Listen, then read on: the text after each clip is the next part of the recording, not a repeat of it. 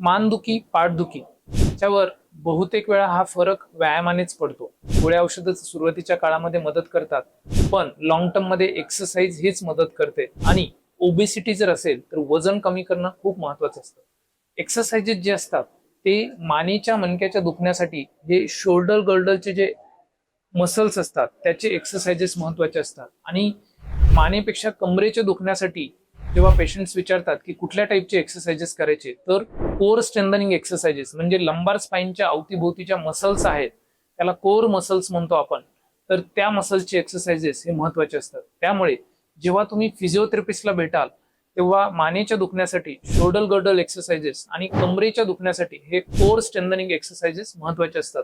ते करणं रेग्युलर गरजेचं आहे. आणि सगळ्यात महत्वाचं, वजन प्रमाणात ठेवणं किंवा ओबेसिटी होऊ न देणं.